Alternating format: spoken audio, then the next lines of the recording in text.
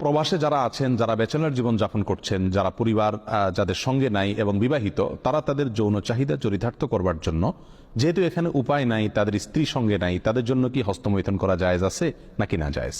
কোরআনে কারিমে আল্লাহ সুবহানাহু ওয়া তাআলা বলেছেন, ওয়াল্লাযীনা হুম লিফুরুজিহিম হাফিজুন ইল্লা আলা আজওয়াজিহিম আও মা মালাকাত আইমানুহুম ফাইন্নাহুম গায়রু মালুমিন ওয়া ফামান ইবতাগা ওয়ারাআ যালিক ফাউলাইকা হুমুল আদুন। তিনটি আয়াত আল্লাহ তাআলা বলেছেন, কৃতদাসী এবং নিজের স্ত্রী, এই দুই শ্রেণী ছাড়া, এই দুটি ক্ষেত্র ছাড়া অন্য কোনো জায়গা যাদের লজ্জাস্থানকে তারা ব্যবহার করে না, সেই সমস্ত লোকেরা সফল মুমিন, তারা সার্থক মুমিন।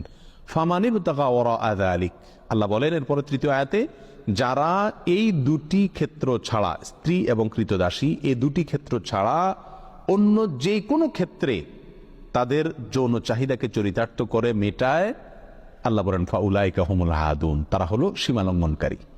তাহলে এই আয়াতের আলোকে পরিষ্কারভাবে একজন মুমিনের জন্য হস্তমৈথুন করার কোনো অধিকার, কোনো সুযোগ, কোনো অনুমতি ইসলামী শরীয়তে নাই। এটা হারাম এবং কবিরা গুনাহসমূহের মধ্যে থেকে একটি।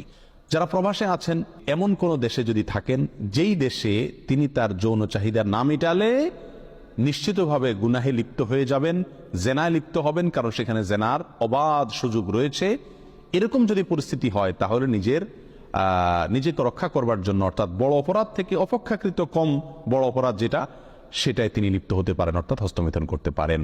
এটা কোন কোন উলামা ইকরামের মত। অবশ্য অন্য উলামা ইকরাম বলেছেন সর্বাবস্থায় হস্তমৈথুন করা কি হারাম। এই জন্য প্রবাসে যারা আছেন তাদের উচিত এই অপরাধ থেকে বেঁচে থাকা।